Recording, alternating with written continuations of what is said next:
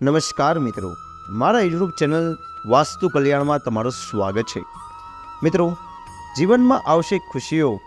મકર સંક્રાંતિ પર કરો આ રીતે સૂર્ય ભગવાનની પૂજા। મિત્રો, નવા વર્ષની શરૂઆત સાથે મકર સંક્રાંતિની તૈયારીઓ પણ પૂરજોશમાં શરૂ થઈ ગઈ છે। આ વખતે આ તહેવાર 15 જાન્યુઆરી 2024ના રોજ ઉજવવામાં આવશે। મકર સંક્રાંતિને ઉત્તરાયણ પણ કહેવાય છે। આ દિવસે સૂર્ય ભગવાન ધન રાશિ છોડીને મકર રાશિમાં પ્રવેશ કરે છે। સૂર્યના આ ગોચરને મકર સંક્રાંતિ પણ કહેવામાં આવે છે। આ દિવસે સૂર્ય તેના મહત્તમ તેજ અને તીવ્રતા પર બને છે અને રાશિચક્ર પર તેની શુભ અસર પડે છે।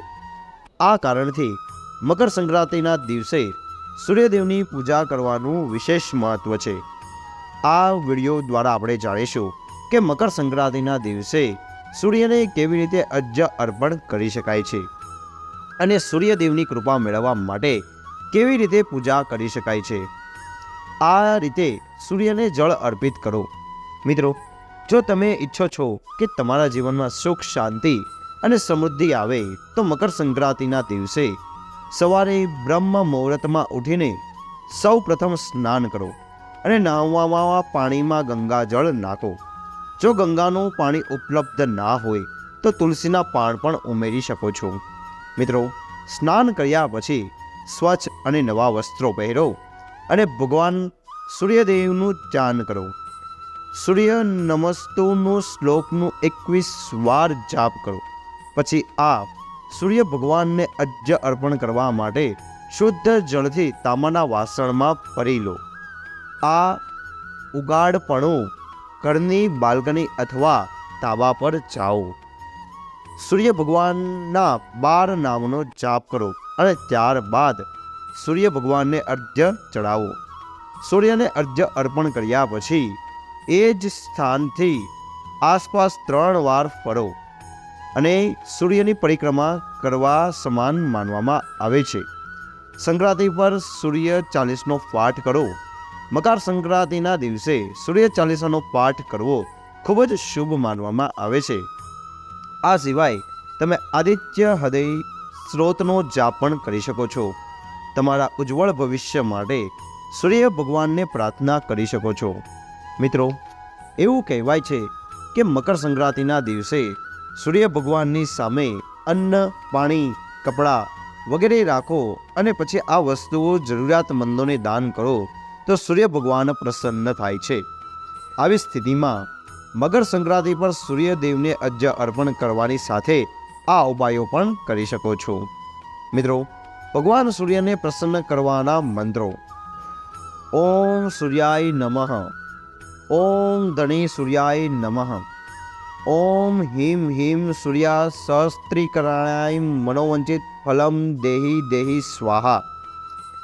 મિત્રો, આ શ્લોકનો જાપ કરવાથી પણ તમને મકર સંક્રાંતિના દિવસે શુભ ફળ પ્રાપ્ત થાય છે અને સૂર્યદેવ પ્રસન્ન થાય છે।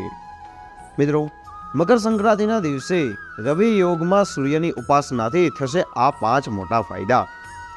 રવિ યોગમાં સૂર્યની ઉપાસના કરવાથી તમારા જીવનની પરેશાનીઓ દૂર થવા લાગે છે।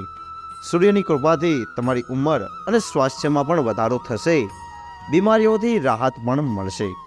જો તમે રવિ યોગ દરમિયાન કોઈ કામ કરો છો અને તો તેમાં સફળતા મળવાની શક્યતાઓ વધારે છે।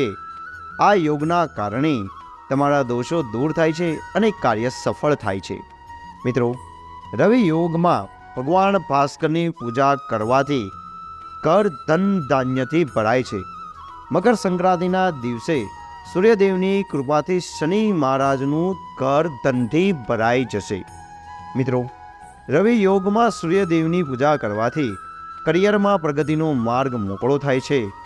મકર સંક્રાંતિના દિવસે સૂર્ય ભગવાનને લગતી વસ્તુઓ જેમ કે ગોળ, લાલ વસ્ત્ર, ઘી, તાંબુ વગેરેનું દાન કરો। મિત્રો, રવિ યોગના શુભ પરિણામને મેળવવા માટે અહંકારથી દૂર રહો। માતા પિતા અને વડીલોનો અનાદર ના કરો। નિયમો વિરુદ્ધના કામ કરશો નહીં। તેનો પ્રભાવ વધારવા માટે પાણીમાં લાલ ચંદન અને લાલ ફૂલ નાખીને સૂર્યને અર્ઘ્ય ચડાવો।